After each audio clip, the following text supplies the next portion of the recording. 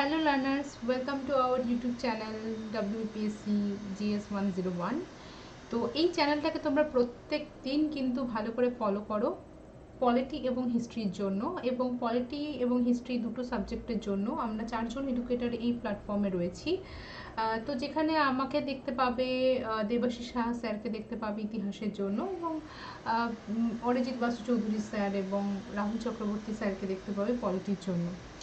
তো এই চ্যানেলটা তোমরা বাড়িতে বসে এই সময় এই পরিস্থিতিতে তোমরা ফ্রিতে ক্লাস করতে পারবে, এবং প্রত্যেকটা যে ক্লাসগুলো নেওয়া হচ্ছে এই প্রত্যেকটা ক্লাস যদি ঠিকঠাক করে তোমরা ফলো করো তাহলে তোমাদের সামনে এক্সামের জন্য কিন্তু কোনো চিন্তা করার কোনো দরকার নেই।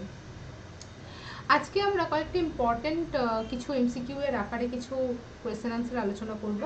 তোমাদের পুজোর সময় তোমরা যখনই অফ টাইম পাবে তো এগুলো কিন্তু চ্যানেল অন করে কিন্তু এগুলো প্র্যাকটিস করো। আমাদের এখানে তোমাদের যখন ক্লাস করবে তখন অবশ্যই কিন্তু তোমরা বেল আইকন প্রেস করে রাখবে নোটিফিকেশনের জন্য, আর অবশ্যই কিন্তু তোমরা লাইক করবে ভিডিও ভালো লাগলে, কমেন্টে জানাবে কেমন লাগলো, অসুবিধা হলেও কমেন্টে জানাবে অবশ্যই, এবং অবশ্যই কিন্তু তোমরা সাবস্ক্রাইব করবে চ্যানেলটা আর শেয়ার করবে বন্ধুদের সাথে। তো দেখো এখানে আমরা ফার্স্ট আর প্রত্যেককে বলা হচ্ছে, দেখো আনএকাডেমি তোমাদের জন্য কিন্তু যে প্রতিদিন যে প্রচুর ফ্রি ক্লাস অ্যারেঞ্জ করে আমাদের, তোমরা প্লে স্টোরে যাবে, প্লে স্টোর থেকে তোমরা ডাউনলোড করবে আনএকাডেমি লার্নিং অ্যাপস, এবং ওখান থেকে কিন্তু তোমরা WBPSC সিলেক্ট করে ক্যাটাগরি তোমরা কিন্তু প্রত্যেকটা ফ্রিতে সকাল থেকে রাত পর্যন্ত ফ্রি ক্লাস পাবে। আর ফ্রি ক্লাস ভালো লাগলে তোমরা প্রত্যেকে সাবস্ক্রিপশন কোর্সে জয়েন করো। সাবস্ক্রিপশন কোর্সের সুবিধা হচ্ছে এটাই যে তোমরা প্রত্যেকটা ডিসক্রিপশন এবং সূচিপত্র অনুযায়ী যে নিয়ম ভাবে যে প্রথম থেকে শেষ পর্যন্ত সিলেবাস ওয়াইজ কিন্তু প্রত্যেকটা ডেসক্রিপটিভ এবং এমসিকিউ পাবে তার সাথে, এবং টেস্ট সিরিজ পাবে। তো এখানে কিন্তু যদি আমার ক্লাস তোমাদের ভালো লাগে তাহলে অবশ্যই রেফারেল কোডটা ইউজ করতে পারো তোমরা ডিসকাউন্টের জন্য। তো কোড ইউজের জন্য তোমরা 10% ডিসকাউন্ট পাবে। তো আজকে আমরা যেটা আলোচনা করব সেটা হচ্ছে প্রথম প্রশ্ন আমাদের আজকে, যে which one of the following statement is correct? কোন স্টেটমেন্টটা এর মধ্যে কারেক্ট আমাদের বলতে হবে। এখানে civil disobedience movement was started based on the issue salt. Dandi March was started Gandhi's Ashram Wardha. Gandhi violation salt law 6th April 1930, এবং salt march was widely covered by European and American press। তাহলে এখানে আমাদের correct answer কোনটা হবে? আমাদের correct answer হবে, দেখো, which one of the following statement correct answer? তো সিভিল ডিসোবিডিয়েন্স সম্পর্কে সল্ট ট্যাক্স যেটা 6th এপ্রিল ভায়োলেট করলেন গান্ধীজি, যেটা বলা হয় যে সিভিল ডিসোবিডিয়েন্ট মুভমেন্ট আমাদের কোথা থেকে শুরু হয়, তাহলে সেটা কি হবে? ডান্ডি থেকে শুরু হয়। কোথা থেকে শুরু হয়? ডান্ডি থেকে শুরু হয়। দেখো এখানে ফার্স্ট, এবার তোমরা বলতে পারো যে first civil disobedient movement was started based on the issue salt. না, সিভিল ডিসোবিডিয়েন্ট মুভমেন্ট আমরা জানি যে শুরু কিভাবে হয়, যেখানে গান্ধীজি প্রথম একটি পয়েন্ট বা যেটাকে আমরা দাবি উনি জানিয়েছিলেন, যে দাবিগুলো যদি গ্র্যান্ট করা হতো তাহলে কিন্তু উনি আইন অমান্য আন্দোলন শুরু করতেন না। কিন্তু উনি শুরু করেছেন কি দিয়ে, সেটা হচ্ছে সল্ট লকে বেস করে, মানে ব্রেক করে। যে সল্ট লকে ব্রেক করেছে কবে? 6th April 1930-তে। তোমাদের আরও একটা প্রশ্ন দেয় যে সিভিল ডিসোবিডিয়েন্ট মুভমেন্ট উনি কোথা থেকে শুরু করেছে, তো সেটা হচ্ছে ডান্ডি থেকে হবে।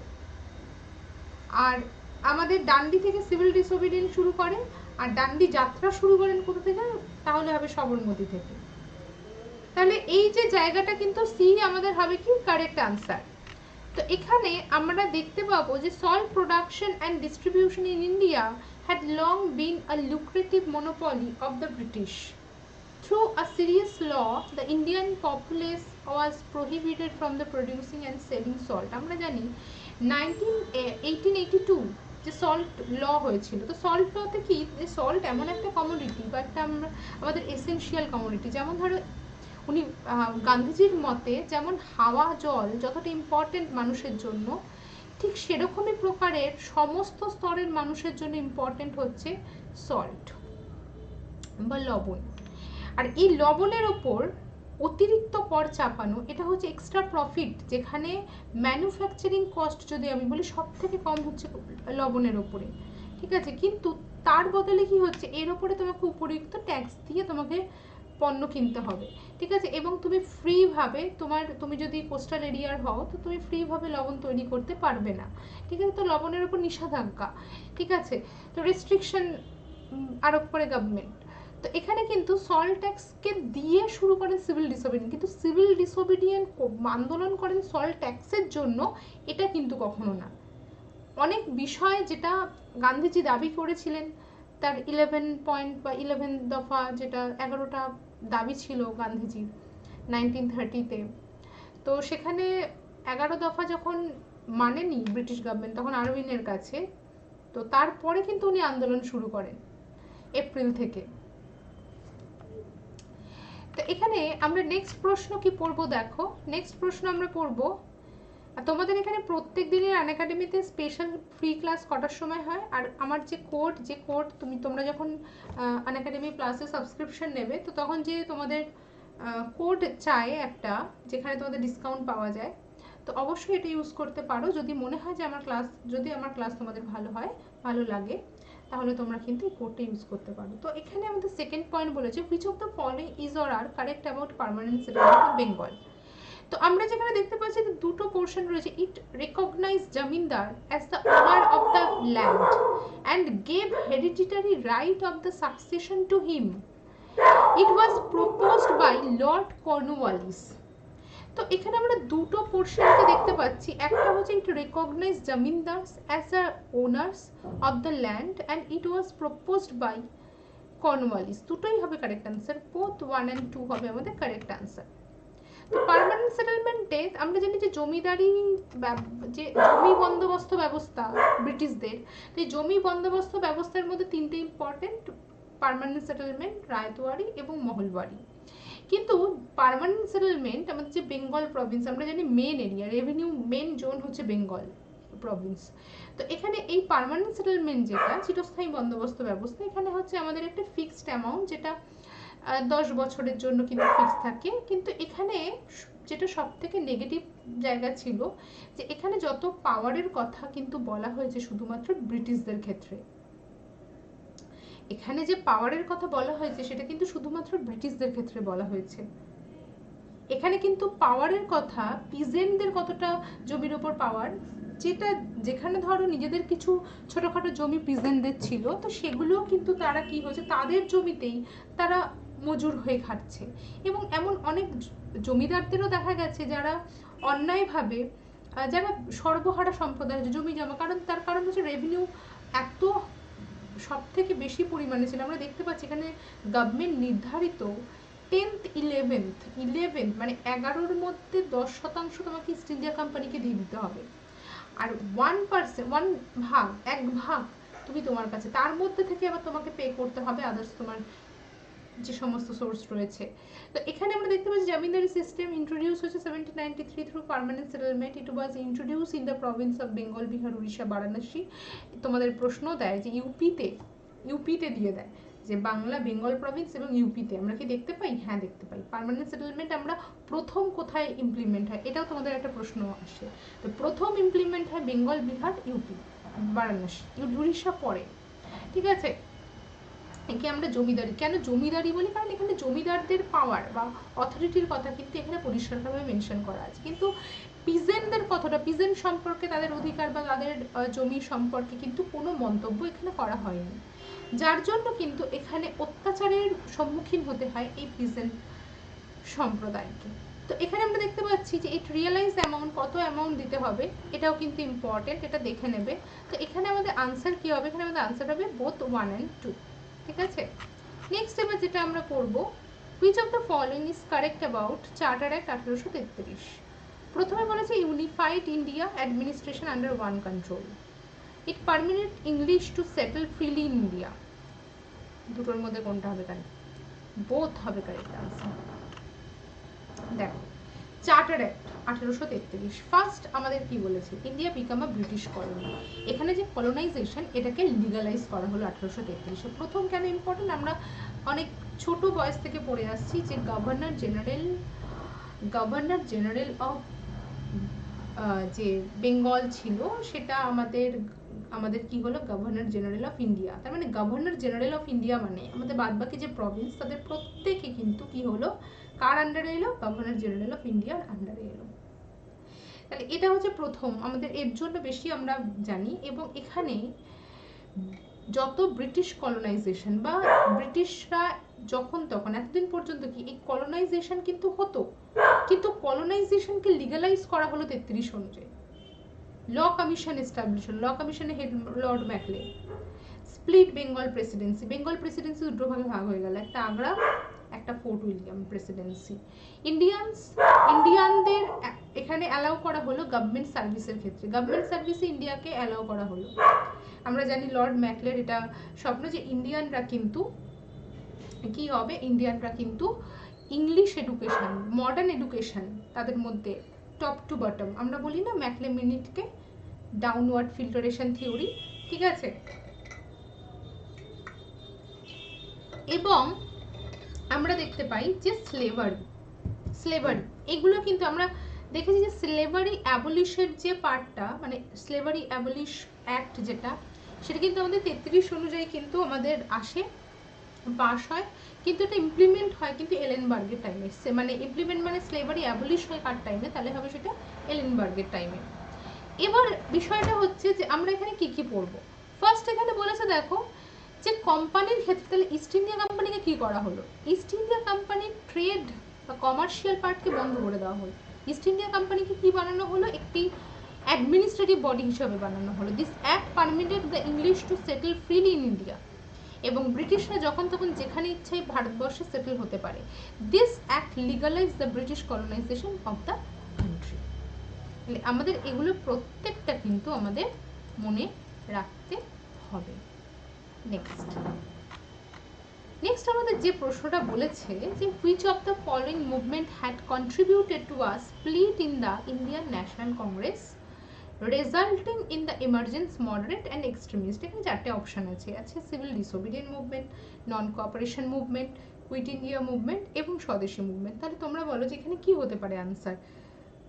তো এখানে আমাদের আনসার হবে যে মডারেট এক্সট্রিমিস্টকে স্প্লিট করা স্বদেশী মুভমেন্ট। কত সালে হয়, 1907। স্বদেশী মুভমেন্ট সম্পর্কে যদি আমি বলি যে স্বদেশী মুভমেন্টের প্রধান কারণ কি ছিল, তাহলে স্বদেশী মুভমেন্ট কেন হয়, স্বদেশী মুভমেন্ট হয় প্রধান কারণ ছিল পার্টিশন অফ বেঙ্গল, বাংলাকে ভাগ করা, বিশেষ করে হিন্দু মুসলিমের মধ্যে ভাগ আনা, বিভেদ আনা, এই চেষ্টা করা, এটা ছিল স্বদেশী মুভমেন্টের প্রধান কারণ। A boycott resolution was passed in Calcutta City Hall. কত সালে বয়কট পাস হয়? The Swadeshi and boycott movement were India's first 20th century movement that encouraged mass participation in modern nationalist politics by a large section of society. Bengal united is a power, Bengal divided will pull several different ways. এটা কিন্তু ভেবেছিলেন কি, এটা মনে করেছিলেন Lord রিসলে। Lord রিসলে কে ছিলেন, যেটা রিসলে plan, যেটা সব থেকে বেশি ইম্পর্টেন্ট পার্টিশনের জন্য। এই রিসলে যিনি ছিলেন আমাদের একজন সিভিল সার্ভেন্ট অফিসার ছিলেন, এবং উনি কিন্তু মাইনরিটি কমিউনিটির স্পেশাল অফিসিয়াল হিসেবে কিন্তু বাংলায় উনি অনেক বছর কাজ করেছেন, এবং ওনার রয়েছে জাতি ধর্ম কতটা ইম্পর্টেন্ট আমাদের সেই সময় সেই পরিস্থিতিতে আমাদের সোসাইটিতে। এবং এর জন্য কিন্তু এটা সব থেকে বড় বিষয় যে উনি রিয়েলাইজ করেছিলেন যে মেজরিটি মাইনরিটি, কোথায় কি মেজরিটি মাইনরিটি, তো সেই দুটোকে ভাগ করে দেওয়া, ঠিক আছে। তো যাই হোক, এখানে কিন্তু আমাদের খুব ইম্পর্টেন্ট। নেক্সট এবার যেটা আমরা পড়বো কংগ্রেস সোশ্যালিস্ট পার্টি সম্পর্কে, এটা খুব ইম্পর্টেন্ট প্রশ্ন।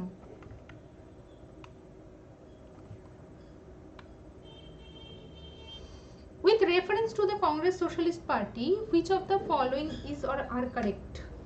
এখানে আমাদের কোনটা হবে কারেক্ট আনসার, এটা আমাদের বলতে হবে। অপশন এ 1 বলেছে it advocate boycott British good and evasion of taxes.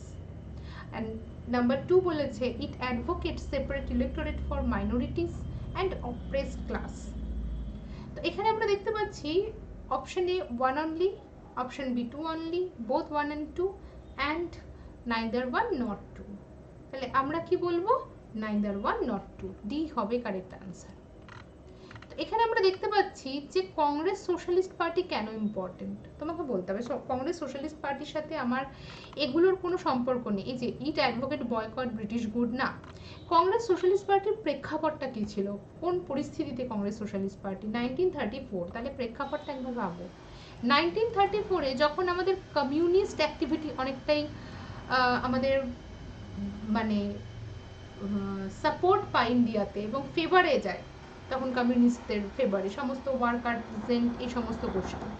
তো দেখা যাচ্ছে কংগ্রেস তখন একটা সাইড হয়ে যাচ্ছে, কংগ্রেসটা সাপোর্ট, কংগ্রেস কি ধরনের পার্টি সবাই জানে, কংগ্রেস হচ্ছে শিক্ষিত মধ্যবিত্ত সম্প্রদায়ের পার্টি, কংগ্রেস হচ্ছে ধনতান্ত্রিক বা শিল্পপতিদের পার্টি, এরকম একটা পরিস্থিতিতে যাচ্ছে।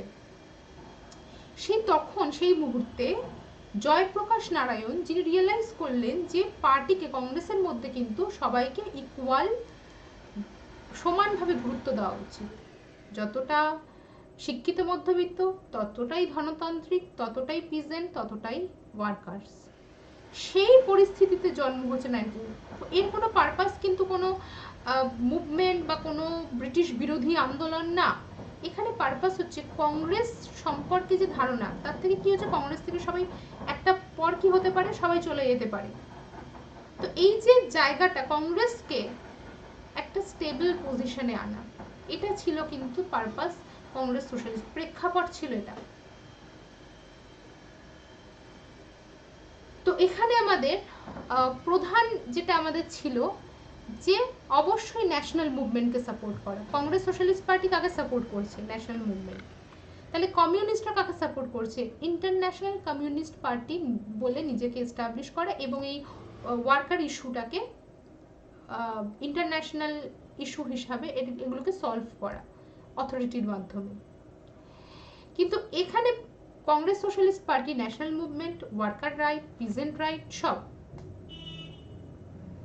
তাহলে 1934-এ all India Congress socialist party was founded in Mumbai by Narendradev Acharya, Jayaprakash Narayan, Minoo Masani, the socialist then. এবং এখানে আমরা কি দেখি, মানে জয়প্রকাশ নারায়ণ কোন কোন আইডিওলজিতে বিশ্বাসী? যেমন মার্কস নীতি, তেমনই মানে কংগ্রেসের মধ্যে মার্কসিস্ট মেন্টালিটি, তেমনই গান্ধিয়ান মেন্টালিটি, তেমনই লেনিন। ঠিক আছে, তাহলে এখানে কিন্তু আমরা কি দেখতে পাচ্ছি, সোশ্যালিস্ট দেন আদার লেফট গ্রুপ। অনেক সময় বলা হয় যে এই কংগ্রেস সোশ্যালিস্ট পার্টি কি কংগ্রেসের থেকে আলাদা হয়েছিল? না, এটা কিন্তু কংগ্রেসের মধ্য থেকেই একটা আলাদা রকম আদর্শবাদ। তো the socialistic than the other left group in India, it sacrificed its theoretical position and took to realistic position Nehru. It was not anti-Congress but was strengthened it. এটা অ্যান্টি কংগ্রেস আমরা বলবো না, কিন্তু কংগ্রেসকে শক্তিশালী করার জন্য এই পার্টির কিন্তু আগমন হয়। It condemned 1935 act supported quit India movement. Next এবার যেটা আমরা পড়বো সেখানে আমাদের বলেছে যে which of the following leaders of the revolt of 1857 and their areas is or are correctly matched। তাহলে এখানে আমাদের আনসার কোনটা হবে? বেগম হজরত মহল, বিহারের নানা সাহেব, কানপুর, কুনওয়ার সিং, লখনৌ, কোনটা হবে আমাদের কারেক্ট আনসার? বলছে বেগম হজরত মহল হচ্ছে বিহার, বলেছে আমাদের কোনটা কারেক্টলি ম্যাচ বলতে হবে, নানা সাহেব এবং কুনওয়ার সিং। তাহলে আমাদের 2 অনলি হবে কারেক্ট আনসার, না এই দুটো রিভার্স হয়ে গেছে।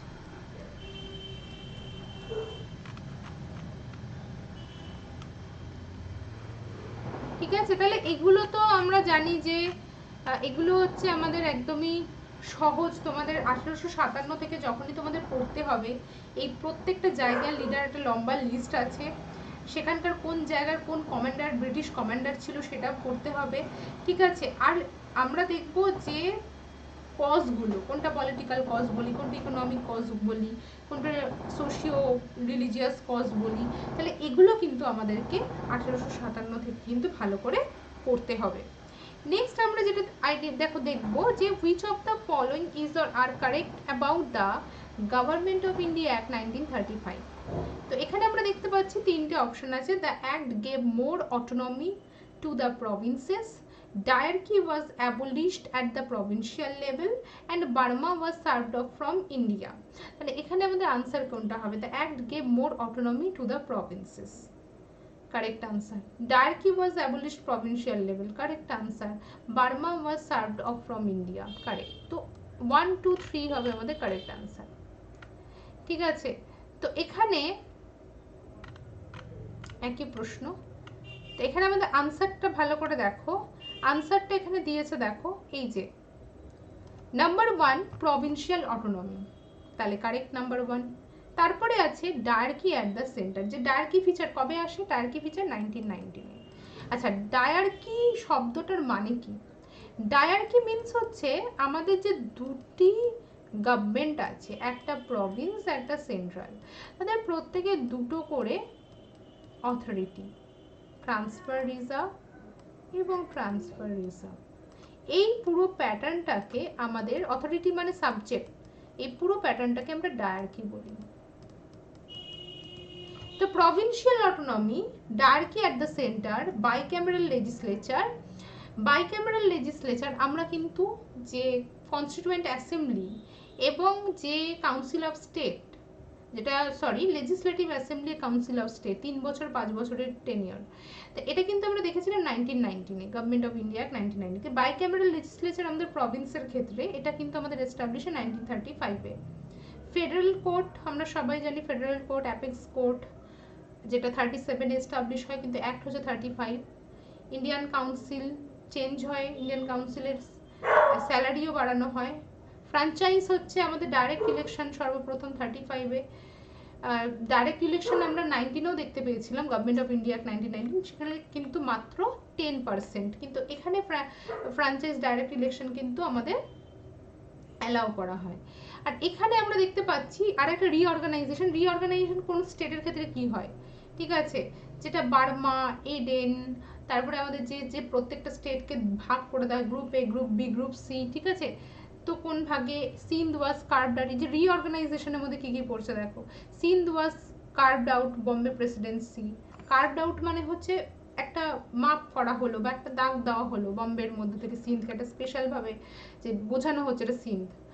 বিহার উড়িষ্যা স্প্লিট হলো 30, আমরা সবাই জানি বিহার থেকে উড়িষ্যা, বেঙ্গল থেকে বিহার হচ্ছে 31, ঠিক আছে। আর বিহার উড়িষ্যা দুটো সেপারেট হলো হচ্ছে 35-এ। Burma was served out from India, Aden was also separated from India and made into crown colony, ঠিক আছে। এডেন হলো ক্রাউন কলোনি বা ব্রিটিশ কলোনি। তো নেক্সট এবার যেটা আমরা পড়বো, যে during the revolt of the 1857 Tatya Tope came to assist করছে Rani Lakshmibai, can help her siege which location before defeat British. তাহলে আমরা সবাই জানি রানী লক্ষ্মীবাইকে তাতিয়া টোপি হেল্প করেছেন কিভাবে, কোন এলাকা দিয়ে? তো হবে গোয়ালিয়র দিয়ে, ঠিক আছে।